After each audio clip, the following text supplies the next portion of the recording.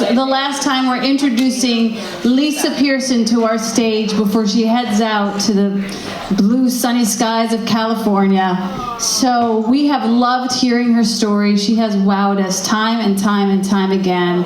She's brought in so many great memories to us. So please give it up for Lisa Pearson.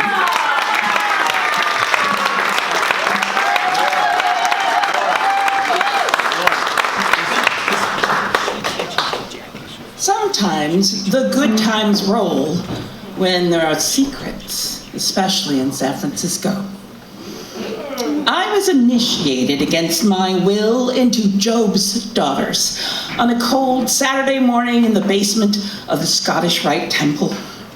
My dress was itchy, metallic, and a bit too tight under the arms. I was encased in plastic. I had not asked for this. I knew I had to do it or Daddy would be angry and disappointed, which would be much worse. I didn't know who Job was or his stinking daughters.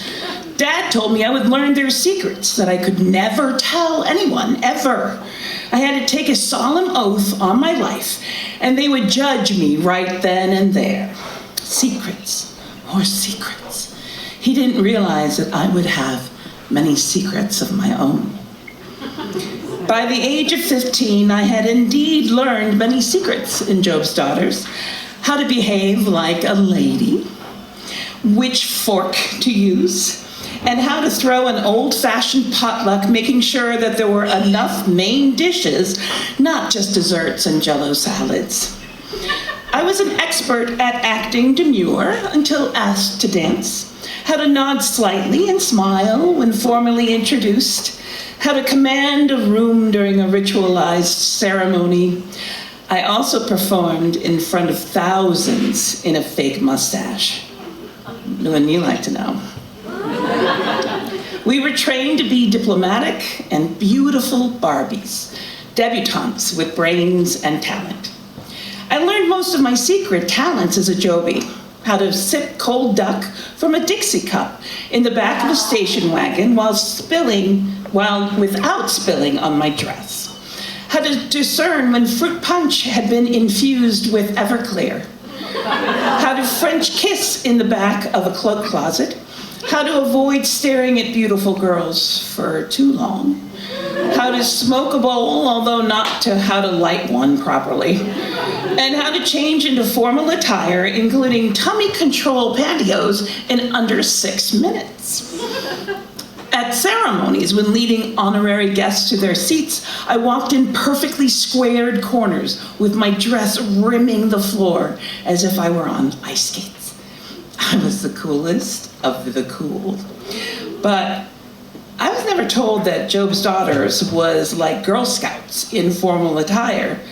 I was told to fear the secrets. My identity and secrets were radically different at my high school, where I hung out with flamboyant risk-takers and rejects. We turned our own Republic of the Bizarre, the super intelligent and hilarious, or so we thought at the time.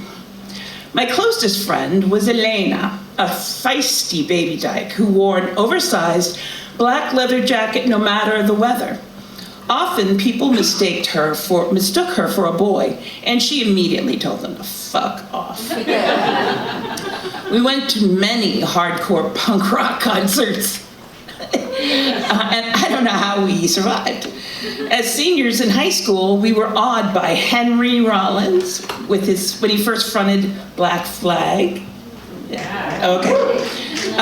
Elena was always in the mosh pit, swinging her arms frantically against the spiked contenders while I bopped on the side of the fray.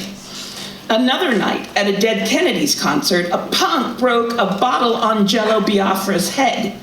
Jello made use of the gift and carved "fuck you" into his chest with that broken beer bottle, screaming in the microphone the whole time. Let the good times roll. On Sunday evenings, Elena, her girlfriend Nancy, and I strolled the hate, guzzling mocha lattes for stamina and downing Quaaludes for euphoria before we headed into a gay man's disco. The I-beam was our church. Prince, at his most wicked, was on serious rotation, and lasers transported even the non-believers. The quaaludes helped exorcise our demons. Poppers were inhaled openly, and doorless bathroom stalls were available for any activity. Since it was the usual place to hook up, we made sure that our bladders were empty before we went in. Sometimes, when a deep funk groove spanked on and the lewds were working double time, I'd dance on the small stage above the crowd where there was a little bit more room to breathe. When we had burned through our medication, we emerged satiated and soaking wet of sweat and other fluids from the sweltering dance floor. At the I-beam, sexual preference could be assumed by bandana color or on which side your keys were hung.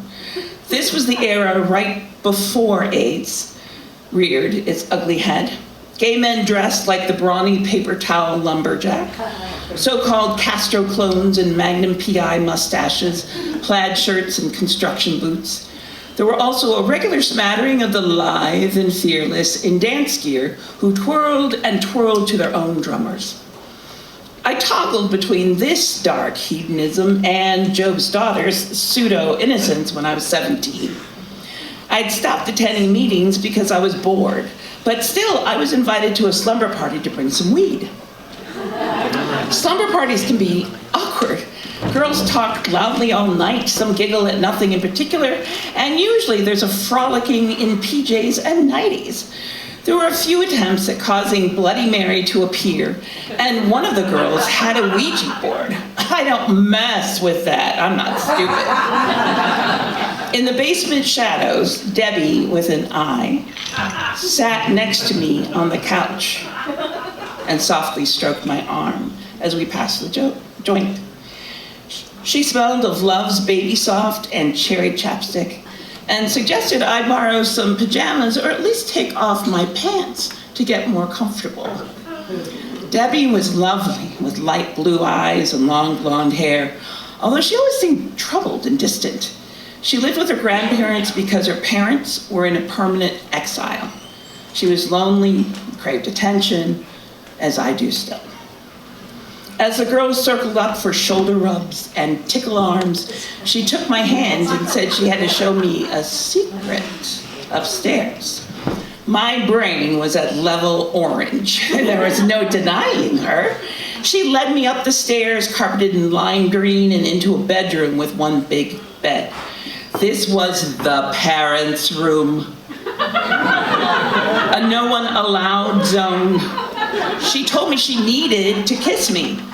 We could get caught. If we were caught, we could get thrown out of Job's for smoking a cigarette, let alone kissing a Joby. She pulled me to the bed and kissed me softly on my cheek and then my lips. Let the good times roll. I was out of my depth and had little experience. I held her face gently with my hands as my lips met hers. She pressed herself against my breasts and wrapped her arms around my neck. This was very, very nice. But we were at a Job's daughter's slumber party and they were downstairs. Our kissing became more intense, our breathing measured. She lay back on the bed asking me to love her all the way. She wanted me to teach her the ways of a woman. We were in the parents' bedroom, and the door was unlocked. I murmured we should stop, and afraid I would displease her, she said, "Hurry." She lifted her nightie and drew my hands to her breasts. I nuzzled her gently on her neck and then where she really wanted. I was hesitant, feeling the pressure to get it right.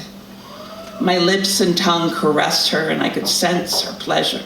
She gasped a bit louder, and I had to shush her because Sister Joby's were downstairs. She whispered, "Love me like in a movie." I slowly traced the outline of her body. She was electrified, and her breathing was deep. "Touch me there," she insisted, and I playfully tickled down her stomach to her upper thigh. I couldn't figure out how to open her up without looking. I was afraid I was in the wrong place. I stopped kissing her to look, and she whispered, "Please." I gently slithered my fingers into her warm darkness. She gasped, and I was excited too. Let the good times roll. And then there was a hard rap at the door. We had to come downstairs now. I said, "We're coming." "So's Brad." I untangled my fingers from her hair and stepped into the hall, quickly closing the door behind me, blocking the Joby outside the door who was asking where Debbie was. I headed to the bathroom and said she was laying down. She'd be out soon. I imagined that Joby thought we were playing with her mom's pearls or some other secret treasure. And really, she wasn't that far from the truth. Let the good times roll. VoiceBox has helped me explore my secrets. I first came to VoiceBox because of my major crush on Goddess Kathy. But the secret of VoiceBox is what I learned about myself. I had years of theater training, so I was really good at being someone else. However, revealing my own intimate self has always been difficult. VoiceBox encouraged me to face my faults and accept them, even share them. Stories about exes, some unworthy narcissists, and some much worse. Stories about failed co-parenting and neurodivergent children. Stories of the penises I had met by accident. And stories of my parents, which were not always nice. They slowly succumbed to the black hole of dementia, but they fought hard and dirty. My dad lived far too long in extreme pain and confusion until I made the final decision for him.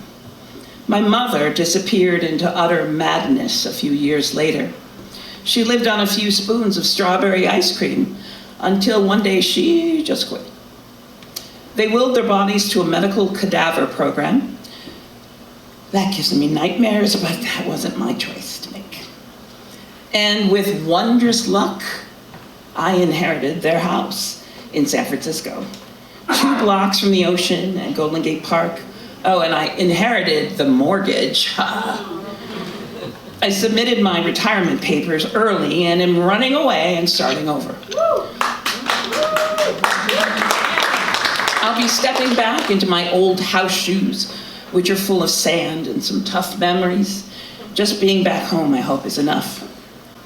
I don't know what my future holds, but I'm heading back to my sweet old foggy hometown, where sometimes a seagull shits on your coat and you pretend it's for good luck. Let the good times roll.